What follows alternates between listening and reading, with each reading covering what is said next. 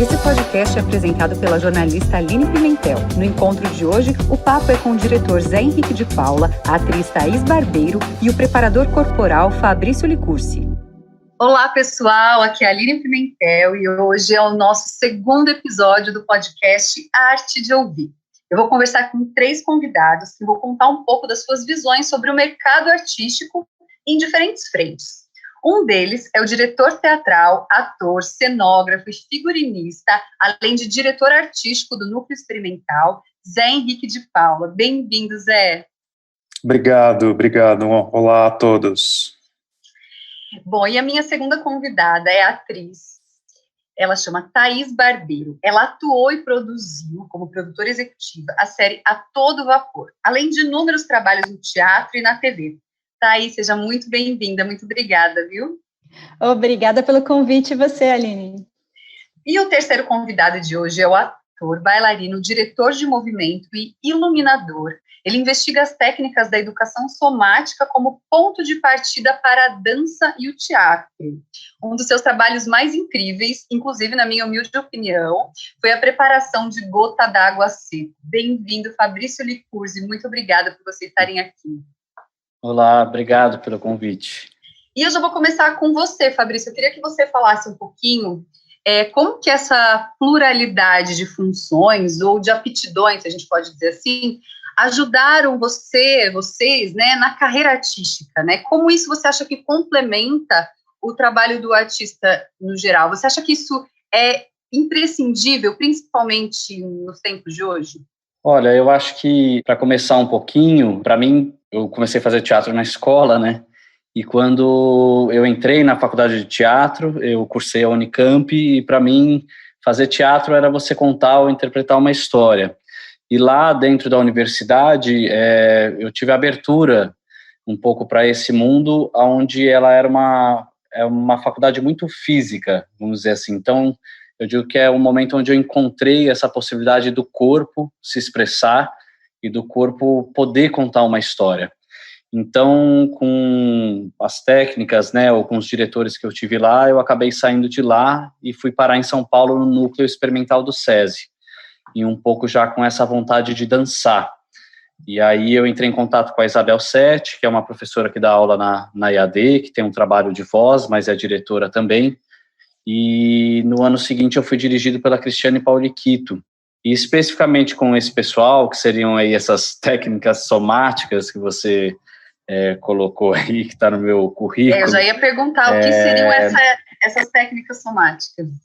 As técnicas somáticas, na verdade, a gente vai encontrar ela em diversos profissionais, né, que tem o Alexander Feldenkrais, e atualmente a formação que eu faço, o caminho que eu escolhi é o do Body Mind Centering, que é, na verdade, de uma californiana que está viva ainda e que tem uma formação dessa no Brasil. Então, eu tenho aula com professores brasileiros e outros professores que também, eventualmente, vêm de fora. Essas técnicas, elas vão olhar para o corpo, né, dentro da sua funcionalidade, da sua anatomia, da sua fisiologia, né, e isso apareceu muito para a dança no momento em que os bailarinos, né, lá pelos anos 70, os bailarinos começando a se machucar, a técnica clássica começando a ser observada, né, e percebida como uma técnica que pode ser muito bonito de se ver, mas ao mesmo tempo não anatomicamente favorável para o corpo, né, das pessoas. Então, teve esse momento em que os artistas, eles também precisaram começar a olhar para o corpo deles e ver por onde que eles iam conseguir continuar fazendo esse trabalho que é ao vivo, que é presencial, né, que lida com a matéria do nosso corpo, assim. E aí, especificamente, quando eu encontrei esse pessoal que era do Nova Dança e fui dirigido pela Quito, veio um pouco essa mistura e dessa pluralidade, porque a Quito, por exemplo, é uma mestre de palhaço em São Paulo, ela dirige uma companhia de dança e ela é uma professora de interpretação da EAD. E aí, aparentemente, quando a gente fazia as peças, tinha um pouco dessa mistura. Então você estuda um pouco do movimento, você estuda a interpretação e o texto, você estuda a ação, né? Você vê filmes para fazer teatro, você vai numa exposição para fazer teatro. Então, eu acho que essa pluralidade, ela existe, independente se você tenha uma função só. Eu acho que existem pessoas na área que essa função, ela vira uma pessoa que é um ator, que é uma atriz e não faz outra coisa porque acho que a vida se organizou dessa maneira, ou a pessoa buscou que isso, né, é o que ela gosta, é o que ela curte. E para mim essa pluralidade, ela meio se abriu como essa possibilidade. A história do movimento eu quis dançar, e eu percebi que eu também gostava de estar nessa parte onde, que eu chamo, né, de você estudar a perspectiva do movimento das peças. Então acho que enquanto o diretor está oferecendo ali para os atores também a história que ele vai contar, por onde ele quer encenar essa história, tem a possibilidade de ter essa outra figura, que seria esse preparador, ou esse diretor de movimento, que pode dar suporte para os atores e pode fazer encaminhamentos poéticos também, né? Eu digo que uma preparação, às vezes, ela pode ser um treinamento só para um ator, mas ela também pode ser um lugar de investigação onde o ator acha os caminhos poéticos pelos quais ele vai se encontrar na obra, né? E com isso ele vai fazer um diálogo com esse diretor.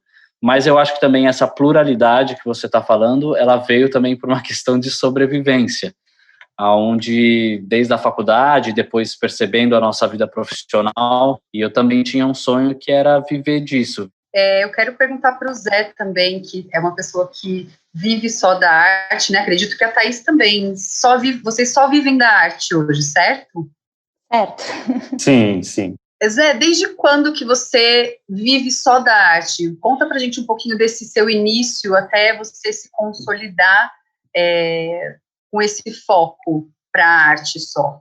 Eu comecei a fazer teatro na escola, né? Como muita gente começa a fazer teatro na escola.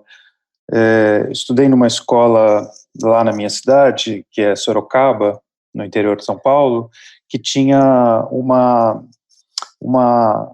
um estímulo para a atividade teatral que era completamente sui generis, assim, né? Se tratando especialmente de uma escola pública, uma escola municipal, mas era uma escola que incentivava esse tipo de atividade como atividade extracurricular, e eu participei sempre de todas essas atividades ainda no âmbito escolar. Então isso já é na verdade foi o que abriu, vamos dizer assim, os meus olhos e meu interesse para isso, né? Mas a minha formação como bacharelado é em arquitetura, que é uma outra coisa que eu sempre tive muito interesse, né? As questões relativas ao espaço, a estética, como é que os ambientes e os espaços se organizam. Isso sempre me interessou também, desde muito cedo. Na faculdade de arquitetura, logo no segundo ano da faculdade de arquitetura, eu estudei no Mackenzie, ali em Higienópolis, né, coladinho com a Vila Buarque, e um dia um colega meu falou: olha, você sabe que o CPT, aqui do lado, está abrindo vaga para alunos de cenografia e figurino, vamos lá, vamos ver como é que é. E eu tinha visto algumas peças do Antunes já, e acabou que a gente foi até lá, a gente fez uma entrevista com o Serrone, que era, né, J.C. Serrone, que é um cenógrafo super importante, tal, que trabalhou durante muito tempo com o Antunes Filho, no CPT, e acabei entrando ali primeiro como aluno do curso de cenografia e figurinos do Serrone, depois fiquei mais um tempinho lá como estagiário, né, e era uma atividade muito intensa, a gente ficava muito tempo lá, né, muitas horas por semana. O trabalho do Serrone é um trabalho de investigação e de pesquisa muito laboriosa, assim. Ele costumava dizer que ele não ficava sossegado enquanto ele não desenhasse o mesmo cenário pelo menos 50 vezes diferentes, porque ele não acreditava nunca que as primeiras soluções eram soluções que poderiam ser colocadas em cima do palco imediatamente, assim. Ele tinha que se debruçar sobre aquilo. Então, né, ele envolvia todos os estudantes e todos os assistentes nesse processo, que era um processo de muitas horas, muito laborioso e muito investigativo também. Então, eu entrei no teatro profissional pela porta da cenografia e do figurino. Mas como eu já tinha tido uma experiência em teatro estudantil e teatro amador, lá em Sorocaba, eu tinha esse interesse, vamos dizer assim, por todas as áreas do teatro, né, desde quando você faz teatro amador, você tem que fazer um pouco de tudo, né, você aprende um pouco de iluminação, aprende um pouco de sonorização, você tem que produzir suas próprias peças, né, então essa vontade de fazer, né, porque se você for esperar as condições ideais para fazer, você vai ficar um bom tempo esperando, e talvez você passe tanto tempo esperando que você não consiga fazer mais o que você queria fazer originalmente, né. Então essa vontade de fazer, e essa vontade de executar, e essa inspiração inicial ali naqueles anos que eu fiquei no CPT, né, na área de cenografia e figurino, fez com que, enfim, começasse a me juntar com algumas pessoas e tudo mais, e começasse a me arriscar também na direção, e eventualmente, hoje em dia não é a minha atividade principal, né, mas eventualmente também atuando, né, em cima do palco. É importante também dizer que isso que o Fabrício falou é uma questão que acho que não tem ninguém que não passe por essa questão, que muitas vezes você acaba sendo um artista que desenvolve suas atividades em múltiplas plataformas ou em múltiplas funções dentro do teatro, por uma questão exatamente de sobrevivência, né, por uma questão econômica também. Então, muitas vezes a gente migra ou abre um flanco profissional no âmbito pedagógico, evidentemente depois que você tem uma certa experiência, né, uma certa segurança para se aventurar nesse âmbito pedagógico. Então, quando eu comecei a cursar algumas disciplinas do mestrado na ECA, com o professor Clóvis Garcia e com o professor Luiz Fernando Ramos, enfim, aí eu percebi que eu poderia abrir um flanco também na atividade pedagógica, que é um apoio, vamos dizer assim, muito grande no começo, mas que também é não só um apoio do ponto de vista financeiro, mas ela é um apoio de reciclagem, vamos dizer assim, né? Eu dei aula do ponto de vista mais organizado, assim, institucionalizado, vamos dizer, né, em escolas de formação profissional, em formação técnica para atores. Eu dei aula mais ou menos uns 20 e poucos anos em escolas diferentes, em 3 escolas diferentes, e a reciclagem profissional que a atividade pedagógica te dá é imprescindível, assim, né, a troca, você, é quase como se você saísse da sua própria atividade e visse a sua atividade de fora, quando você dá aula, né, para aprendizes, para estudantes de teatro. E aí eu acabei juntando, né, todas essas experiências, de cenografia, de figurino, de direção, de atuação e de professor de teatro. Então, quando você junta todas essas atividades, ou quando você multiplica, vamos dizer assim, as suas possibilidades dentro de uma área que é uma área difícil e que é uma área muitas vezes precarizada, de políticas públicas e de investimento e tudo mais, mas quando você multiplica essas possibilidades, é possível, sim, eu posso dizer isso, porque já faz muito tempo que eu vivo só disso, assim, mas eu acredito que quando você está numa atividade, numa função somente, né, especificamente numa delas, talvez isso demore um pouco mais e talvez isso acarrete um pouco de dificuldade inicial, né. É o que a gente percebe, o que eu tenho percebido muito, assim, pelas coisas que eu leio, são muitos atores indo produzir suas próprias coisas, porque querem encenar, atuar de alguma forma, ou em alguma área específica. Foi um pouco do seu caso, Thaís, com a série A Todo Vapor, que você fez a parte da produção executiva. Conta pra gente um pouquinho disso. Exatamente, Aline. Eu comecei na carreira aos 10 anos de idade, estou com 38 anos hoje, então são 28 de profissão artística, vivendo basicamente da arte, né? E também passei pelo Antunes em 2001, minha escola foi o Célia Helena, e assim, muito rapidamente eu percebi que não daria só para atuar, para eu sobreviver. E a minha paixão é atuar. E a gente aprende que tem que produzir as suas próprias coisas para que elas saiam do jeito que você quer e para que você tenha a maior oportunidade, né? Porque a nossa carreira ela é muito instável. A profissão do ator, especificamente, é muito instável. A gente depende de testes, de audições, de ser aprovado. Então, quando você aprende a se produzir, muda, né, a sua vida, porque você não depende de outra pessoa, você mesmo produz as coisas em que você vai atuar, né? A minha primeira produção começou em 2006, com o espetáculo Cordão Umbilical em São Paulo, do Mário Prata.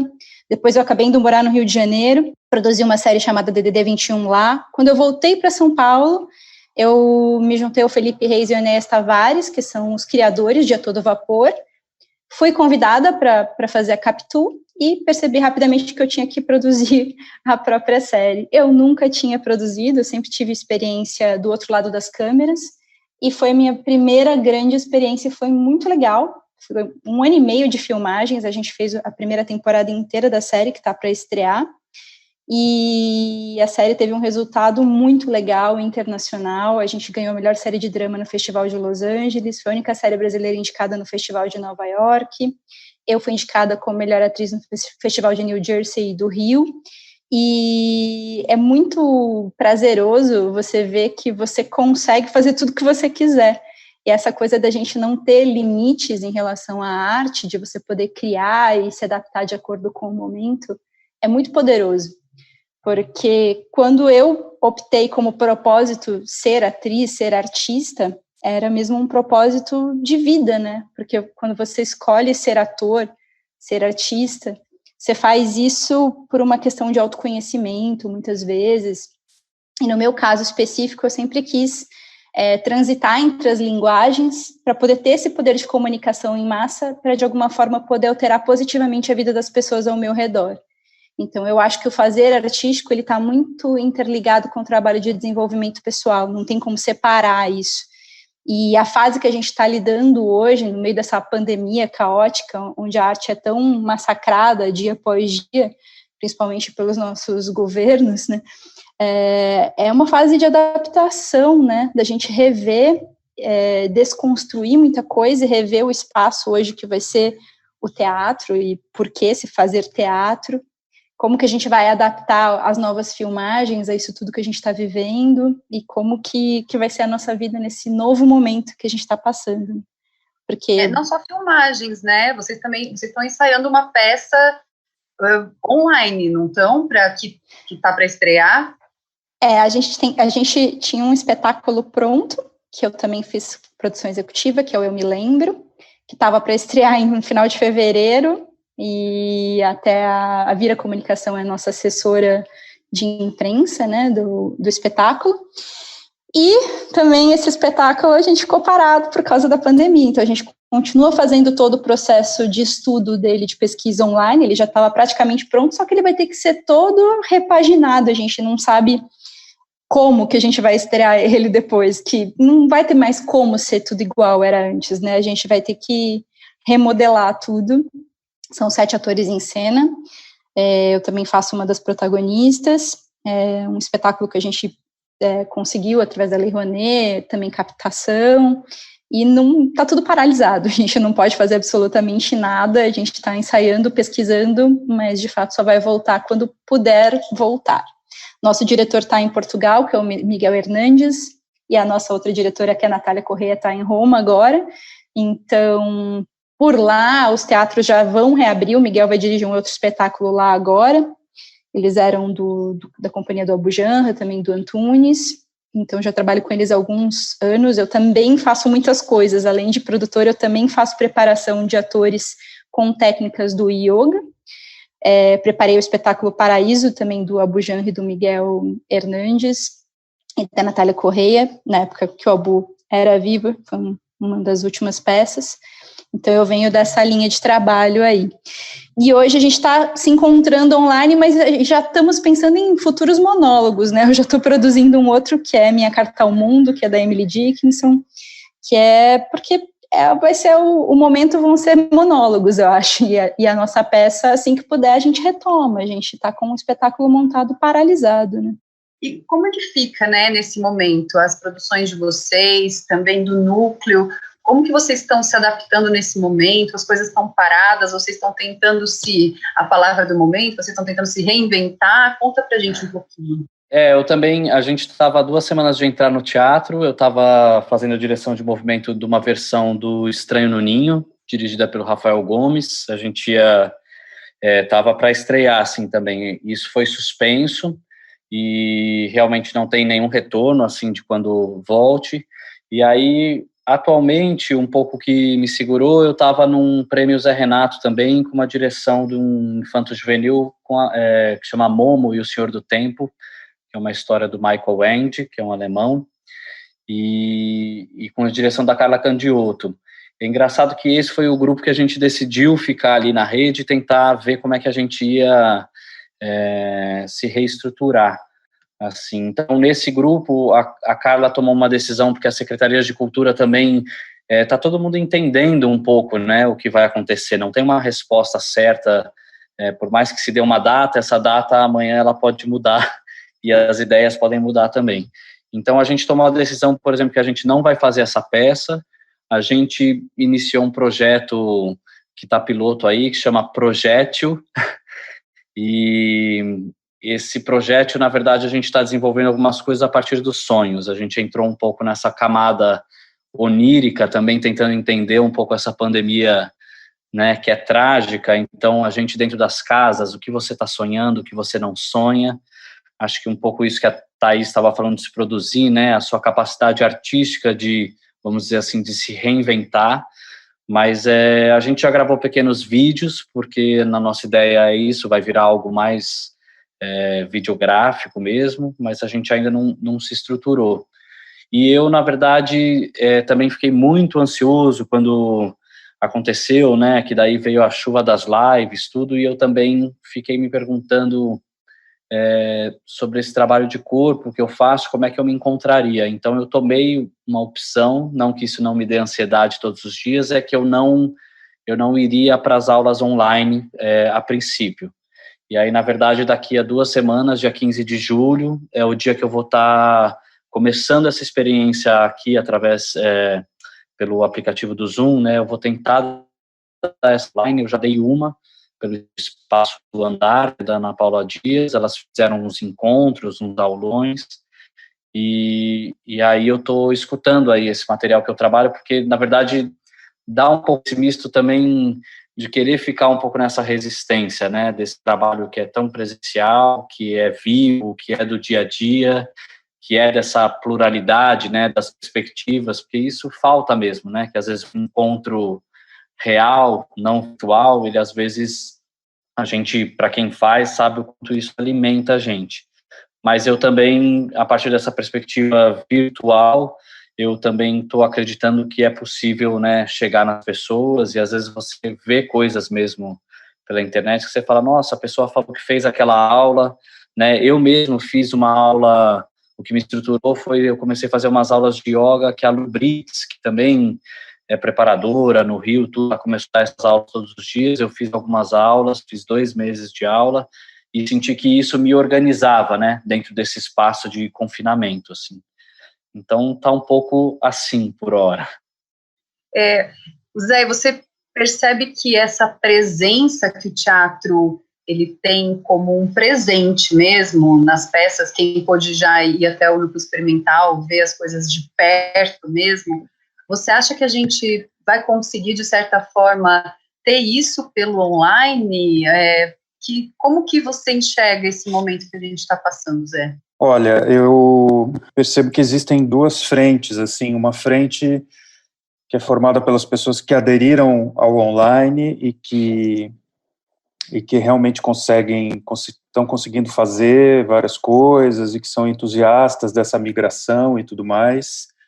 E aí tem uma outra galera que não, vamos dizer, que defende essa característica absolutamente presencial, que é intrínseca da atividade teatral, e que acha que não vale a pena, né, se mobilizar para isso nesse momento. Eu estou com esse grupo, assim. A gente parou as nossas atividades no núcleo, tem muitas atividades formativas que estavam acontecendo, estavam, né, em andamento. A gente estava com 6 oficinas de teatro de diferentes assuntos em andamento. A única oficina que seguiu andando foi a oficina de produção, que conseguiu realizar suas atividades online, né? Mas as oficinas de corpo, as oficinas de canto, de dança, de interpretação, elas todas pararam. A gente se reuniu pelo Zoom e a gente resolveu parar porque, enfim, né, as pessoas começaram a perceber que existia uma certa dificuldade em seguir com aqueles conteúdos sem ter a presença das pessoas. Eu tenho uma das coisas que me chamou a atenção e que eu me lembrei quando apareceu toda essa questão do online, da aula online, do Zoom, né, de como fazer uma aula de teatro, uma aula de corpo via Zoom ou de canto. Comecei a me lembrar muito, eu tenho dirigido muito musical, e eu comecei a me lembrar muito de como é muito praxe, né, no mundo dos musicais, durante o período de audições, você fazer uma primeira seleção, né, uma primeira peneira, como a gente fala, dos candidatos através de vídeos, né? Então as pessoas mandam vídeos cantando músicas daquele musical específico, ou uma música X, ou de um repertório que você define e tudo mais, e geralmente a gente faz uma primeira peneira dos candidatos através de vídeos.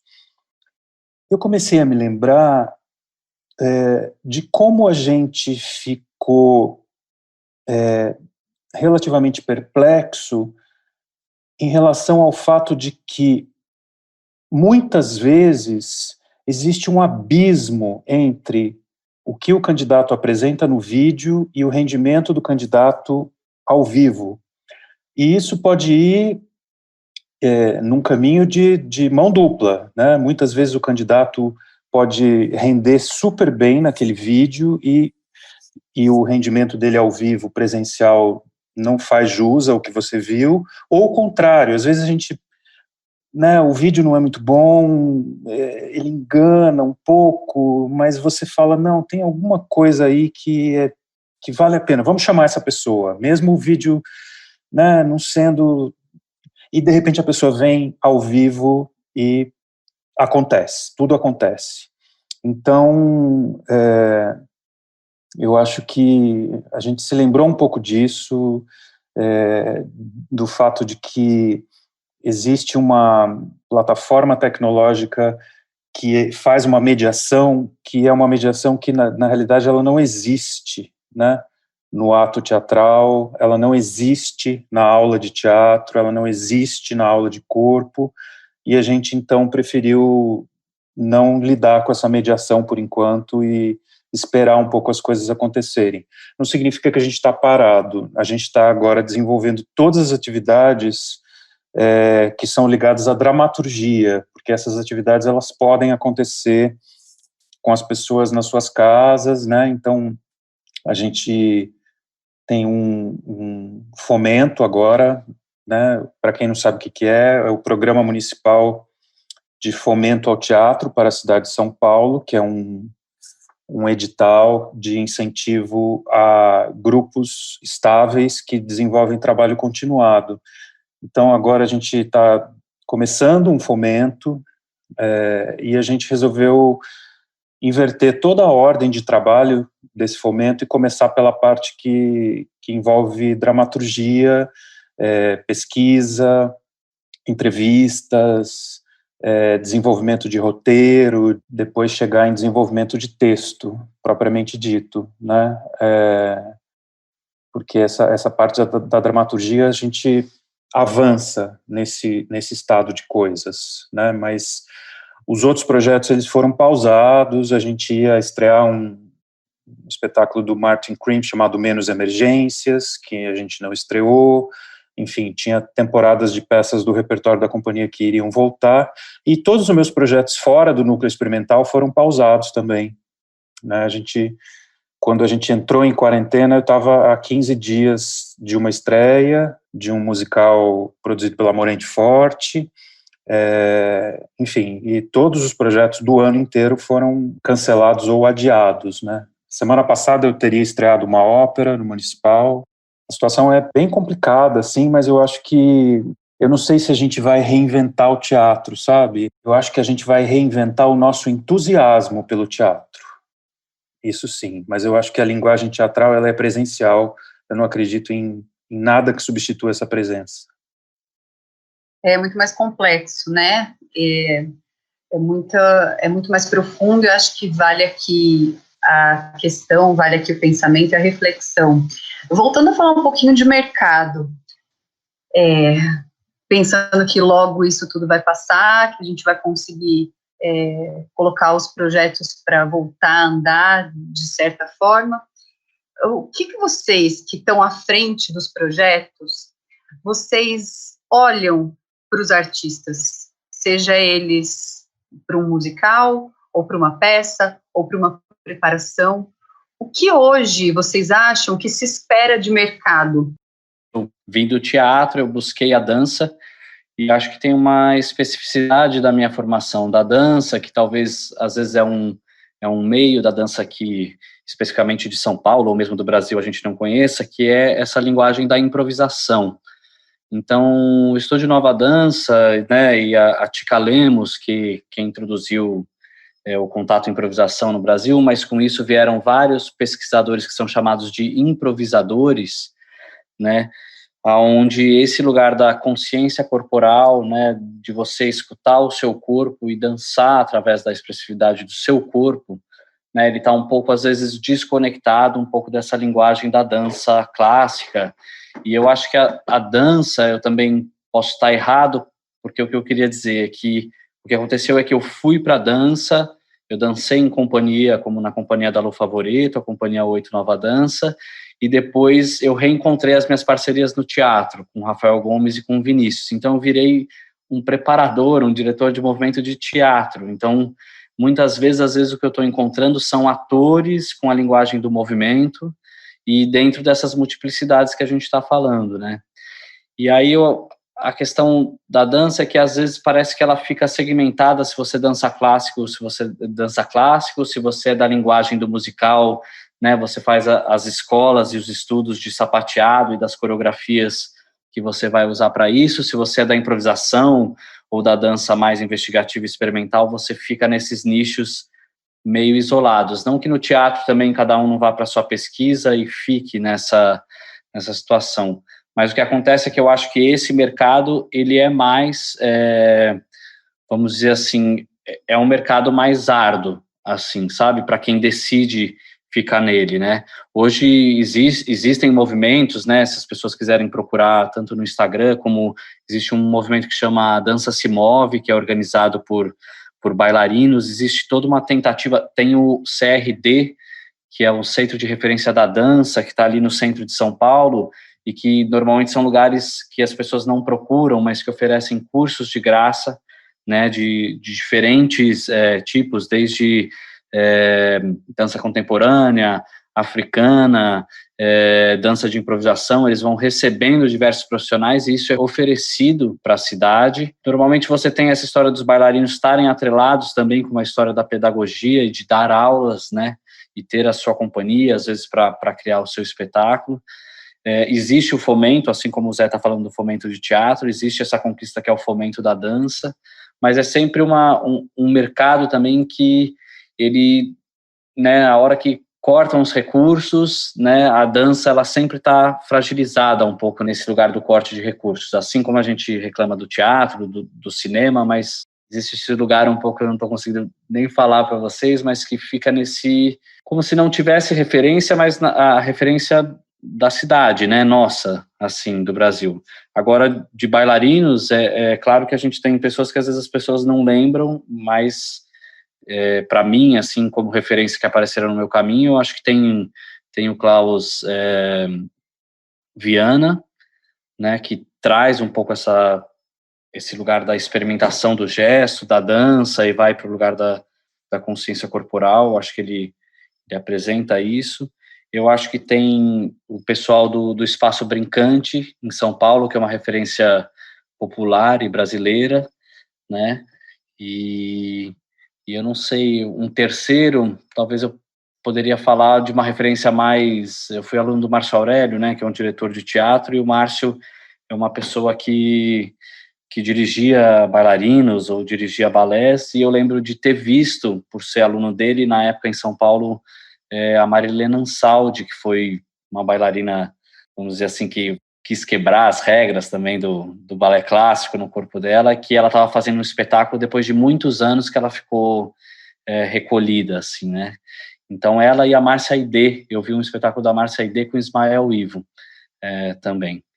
Mas hoje é muito forte também, isso eu conheci agora, assim, nos últimos anos, né? Por exemplo, tem a Escola Nakan, que muitos bailarinos frequentam e fazem todos os tipos de aula, porque a dança, ela está nesse lugar um pouco mais ritual e está na nossa base, assim, né? Desde de danças que são configuradas mais, né? Dão esses nomes, mas que são danças de rua, né, são ali no Centro Cultural São Paulo, né, não dá para dizer assim, o povo da dança. Você vai no Centro Cultural São Paulo, tem uma imensidade de jovens dançando ali, e eu olho para aquilo e falo assim, nossa, isso é dança, né, agora como ela está inserida no mercado, isso é difícil. Eu vi uma entrevista da Regina de Vento, que é uma brasileira, uma mulher negra que dançou na companhia da Pina Bausch, e ela falou que um dos desafios para ela foi aprender a dançar como uma pessoa. E muita gente nunca nem ouviu falar de Regina de Vento. Ela é uma super referência numa companhia que você também pôde conhecer um pouco de perto, né, já. Mas eu sinto a falta disso, de termos bailarinos inseridos aqui, que as pessoas conheçam esses bailarinos, porque talentos nós temos, né? Mas eles às vezes não são, parece que não existe um mercado que se desenvolva.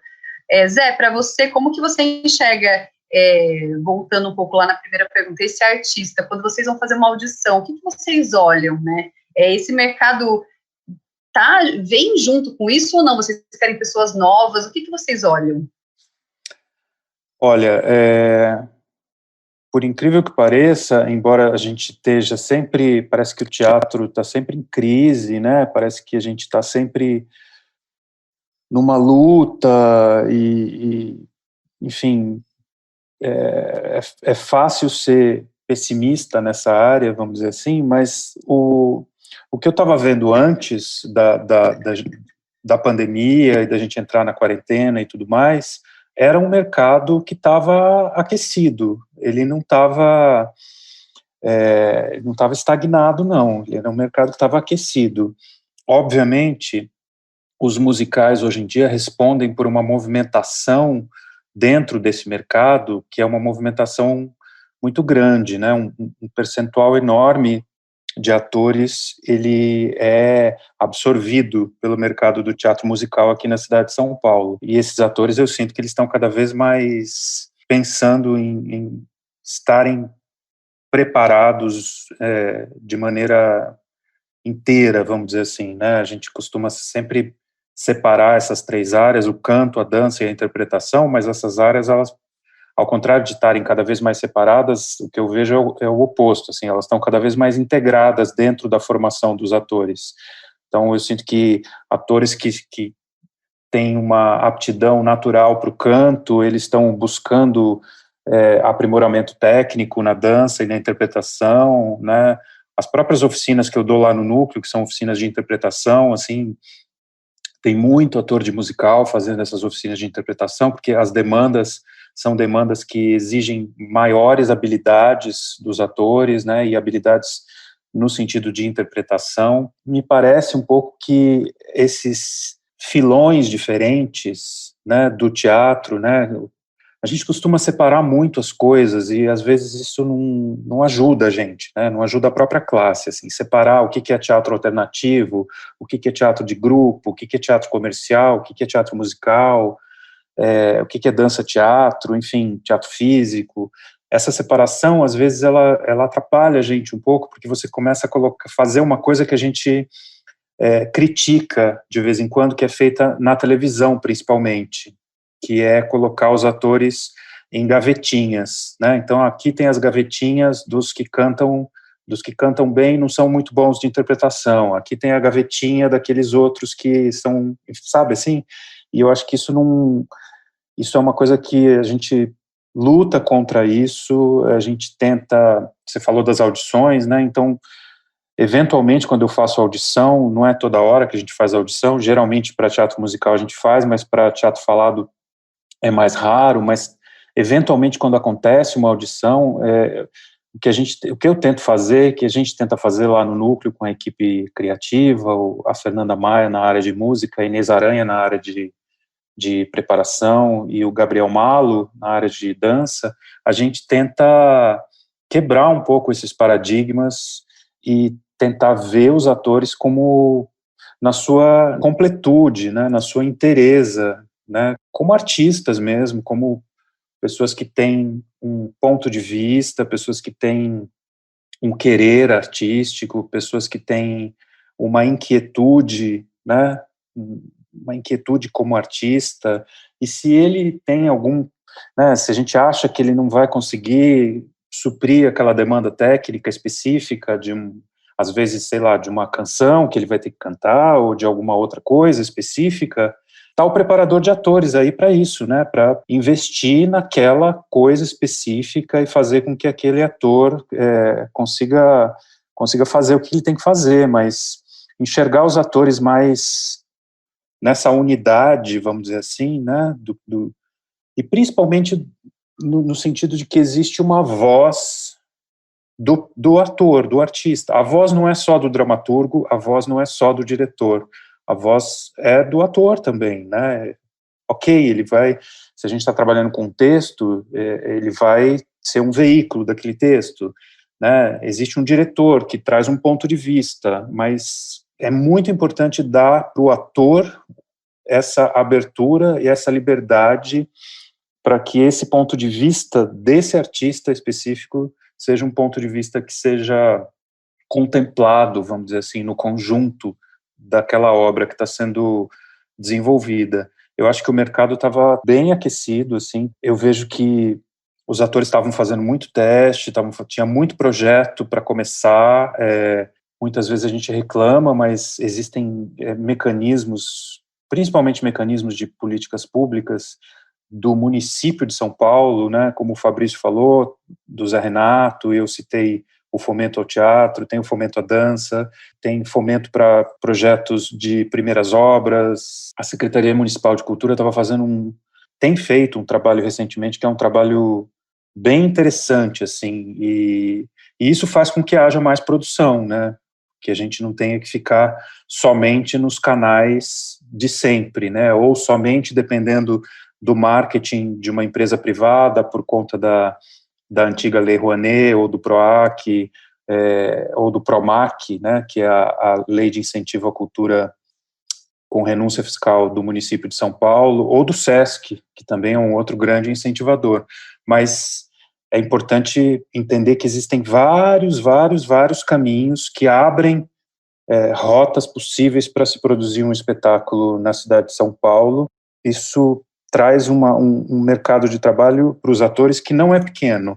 É difícil? É competitivo? Mas não é pequeno. Não é pequeno, não.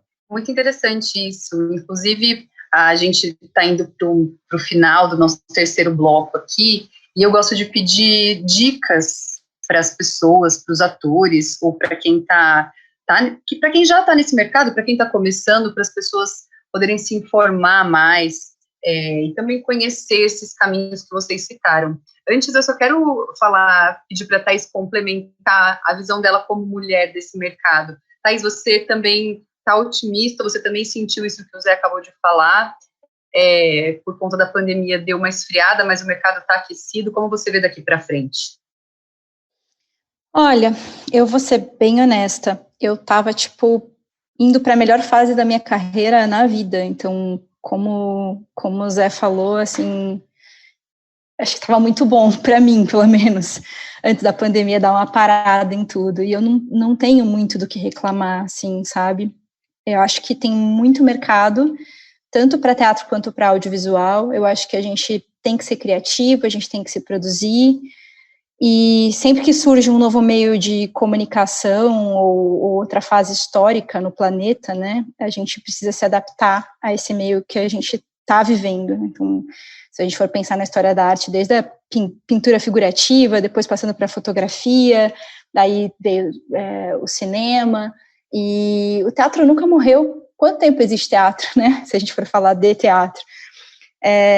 E uma hora isso vai voltar, e como o Zé falou, sim, né, como diria Grotowski, para existir teatro precisa ter ator, espectador e presença, a gente precisa da presença, mas tem alguma outra coisa que está existindo nesse momento que não pode ser chamado de teatro, mas é uma outra coisa, e está existindo. Eu tenho trabalhado com isso, e que são as redes sociais, não tem como, e é uma forma, assim, de expressão. Então, sim, não é o teatro em si, mas também não é o audiovisual, mas é alguma coisa, é uma manifestação artística, é um novo formato, é um novo meio de comunicação, e é algo que a gente vai ter que se adaptar. Então, acredito que para os artistas, quanto mais você conseguir se adaptar, mais fácil você vai sobreviver ao mercado e a tudo que vai aparecer. E eu tenho conversado com alguns produtores de elenco importantes, e a sensação que nós temos é que vai ter um boom muito grande para o trabalho de atores assim que puderem voltar às filmagens, porque a maioria das produções que já tinham captado não puderam começar. Então, tem muita produção audiovisual que vai acontecer, porque o mercado de streaming está muito alto no país.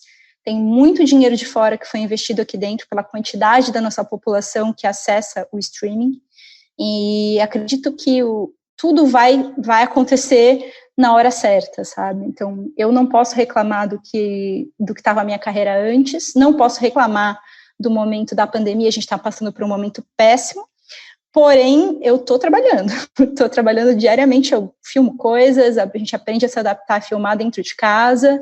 Estou produzindo, estou pensando em projetos novos. A Barbeiro Criativo Produções, que é o meu site que eu produzo cursos online com ministrantes de roteiro, audiovisual, artes cênicas, de tudo, assim. A gente está agora lançando várias coisas legais. Acho que, sim, o teatro vai voltar forte, porque as pessoas vão precisar da presença depois de tanto tempo isoladas, né? Quanto tempo não existe o teatro? Esse tipo de arte vai sobreviver, vai voltar e vai voltar com tudo, ainda mais forte. Thaís, você citou as redes sociais, o projeto que você pensou, as dicas que você trouxe para a gente, elas são das redes sociais? Me conta um pouquinho. Sim, primeira dica, que eu tenho assistido muito o Sesc em casa, e os espetáculos, os monólogos que têm sido apresentados, e tenho gostado bastante. Num primeiro momento, confesso que houve um estranhamento, né? Como o Zé falou, nossa, você olha aqui e fala, não, isso não é teatro. Mas é uma outra coisa, e é uma outra coisa que a gente aprende a admirar também. E eu achei interessante ver os atores se colocando daquele jeito, às vezes nas suas próprias casas, e reinventando os seus monólogos, né? Achei muito interessante. Então, a minha primeira dica é que assistam as coisas que o Sesc está mostrando, porque as pessoas estão lá colocando a cara a tapa numa realidade muito diferente do que estavam acostumados a fazer, que não é fácil, e requer um nível de exposição muito maior para os artistas, né? E essa questão das redes sociais, tem uma profissão que me escolheu, numa das 1000 coisas que eu faço, que não fui eu que escolhi, que eu acabo assessorando artistas para redes sociais, né? Porque eu sempre tive uma facilidade muito grande para isso. Não escolhi trabalhar com isso, mas a profissão me escolheu. Então, se eu tiver que dar uma dica, é adaptação. Por mais que você não goste, hoje é o lugar que você tem voz. e o melhor lugar para mostrar a sua arte. Então, ter essa capacidade de se adaptar e, sim, se expor mais nas redes, mostrar mais o seu trabalho, o seu lifestyle, sem ser uma pessoa fútil, né? Mostrando o que de melhor você pode contribuir para até desenvolver a sua autoridade através de uma rede onde muitas vezes a pessoa não te conhece e vai te conhecer e vai entender o teu potencial, e através dela, das redes, você se faz ser lembrado, para que quando isso tudo voltar, você volte a trabalhar normalmente. Não adianta você ficar esquecido. Então, o comportamento dos artistas nas redes define muito as possibilidades de trabalho que eles vão ter, porque ninguém também quer se relacionar com pessoas que não sabem se comportar nas suas redes. Então, a minha dica para os artistas é essa: observar o seu comportamento. Com esse boom de redes sociais, né, e com esse boom de redes sociais, a palavra de 2020 é curadoria, né? Para você, Fabrício, exatamente. O que você tem consumido, nos ajude nessa curadoria aqui de coisas interessantes, porque conteúdo tem de monte, né? O que tem de bom aqui? Olha, eu tenho me inscrito no mailing de alguns lugares que eu admiro e acabo recebendo os convites para as lives certas, porque não adianta, a gente recebe 1 milhão de coisas que a gente às vezes nem se inscreveu, mas acredito que você buscar os sites dos lugares que você gosta mais ou que você se identifica mais com o tipo de conteúdo, você com certeza vai acabar recebendo no seu mailing os avisos certos das coisas que você gostaria de assistir ou ver ou estudar, né? E é muito relativo, como você falou, tem uma enxurrada de conteúdos, a gente às vezes não aguenta mais ficar na frente do computador. Então, também fica a minha dica que você coloque a imagem do computador na TV e assista confortavelmente o seu entretenimento ou o que for, ou mesmo o seu curso online pela TV, como algo mais agradável e confortável. Porque senão a gente fica na tela do celular o dia inteiro e haja cervical, né? Para quem trabalha com o corpo, igual o Fabrício, temos que cuidar da nossa saúde física, mental e emocional e selecionar essa curadoria de tudo que a gente assiste, não ficar vendo qualquer coisa, não. Nosso tempo está muito precioso. Fabrício, trazer uma lista de dicas. Fala pra gente, pelo menos o Fabrício, porque... E aí depois no Instagram do podcast, que é o Arte de Ouvir Pod, eu vou colocar todas essas dicas de vocês lá para as pessoas poderem usufruir da nossa curadoria de hoje. Tá bom. Não, eu acho que eu queria só somar um pouquinho, escutando depois o Zé e a Thaís, né? Eu acho que narração, para quem é o intérprete, um pouco no que o Zé disse, que eu acho que o que fortalece é que a pessoa, às vezes, que a gente está olhando ali, ou que você vai chamar para a peça, ou o conjunto de atores, né, que se escolhem para uma peça, eu acho que está muito relacionada à força de uma perspectiva que cada um pode oferecer, né, e isso vai um pouco além desse lugar de você estudar bem e, né, dançar bem, cantar bem, interpretar bem, mas esse querer artístico aí que acho que o Zé falou, ou mesmo essa capacidade de adaptabilidade, de dicção que a Thaís acho que levantou. Fabrício, desculpa só te interromper, seu áudio falhou um pouquinho. Eu vou pedir para o Zé, então, trazer para a gente as dicas, ou a dica que ele pensou para a nossa curadoria. Zé, o que você sugere para a gente consumir nesse momento? Coisas boas, úteis, que nos faça refletir. Ou só para descontrair também serve. Olha, a gente está isolado em casa, né? Pelo menos boa parte da população está isolada em casa ainda.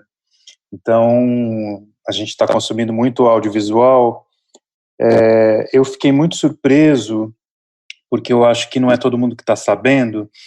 A gente geralmente está nas plataformas mais conhecidas, as plataformas mais populares, mais mainstream, mas a Secretaria de Cultura de São Paulo tem uma plataforma muito interessante, e é uma plataforma que está aberta para o público em geral até o final de 2020, sem custo nenhum. Uma plataforma chamada SP Cine Play. SP Cine, de cinema, Play. Tem coisas interessantíssimas na plataforma da SP Cine, tem acervo de filme nacional, tem documentários interessantes sobre a cidade de São Paulo, entrevistas, e eu acho que para quem já não sabe mais o que assistir, né, para quem já se cansou um pouco das séries ou dos filmes das plataformas mais conhecidas, tem coisas muito interessantes e raras na plataforma da SP Cine, e basta você acessar do seu navegador ou você colocar a sua internet na tela da televisão e acessar também pelo navegador SP Cine Play e navegar pelo repertório de audiovisual aí. Eu acho que para quem quiser sair um pouco do óbvio e para quem quiser consumir outro tipo de produto, eu acho bem interessante, assim, fiquei bem surpreso e já assisti bastante coisa lá. O link do SP Cineplay vai estar no nosso Instagram também, vocês podem clicar lá e assistir. E a sua dica, Fabrício? Bom, espero que dê certo aqui. No Instagram da Oficina Cultural Oswald de Andrade, você pode fazer cursos gratuitos e conhecer novos profissionais de diferentes áreas também. Certo. O áudio do Fabrício falhou um pouquinho, mas acho que deu para entender. A Oficina Cultural Oswald de Andrade, a gente também vai deixar o link para vocês. Nosso papo foi muito bom, eu tenho só que agradecer. Eu espero que para quem está ouvindo também seja um momento de reflexão, da gente pensar e da gente conhecer novos caminhos. Então, muito obrigada, Thaís, Fabrício e Zé. Espero que vocês também tenham curtido. Obrigada a você pelo convite, querida. Obrigado. Adorei. Obrigada pelo papo, Fabrício e Zé. Obrigada, gente. Obrigada. E a gente termina ouvindo uma música. Hoje a gente vai ouvir um cantor brasileiro que lançou algumas músicas. O nome dele é Zek Sounds. Então, fiquem aí com a música do Zek. Tanta coisa acontecendo hoje e eu tô aqui pensando e escrevendo sobre as cores que eu não percebi. A gente só se toca quando o mundo para de existir, mostrando mil amores, segredos, histórias que eu não parei pra ouvir. E o que importa agora? Viajar no olhar. E o que importa agora? Ser o próprio lar. Tamo sonhando alto.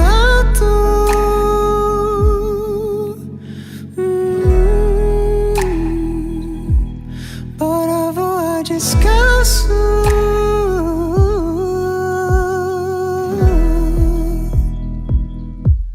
Tamo sonhando alto.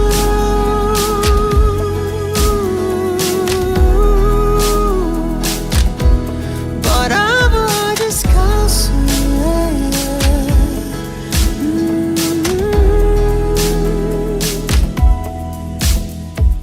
Tanto pra viver em meio aos risos, e hoje eu percebi. Alma, violão, som e abraços, sentidos que eu deixei partir. E o que importa agora? Viajar no olhar. E o que importa agora? Ser o próprio lar. Tamo sonhando alto.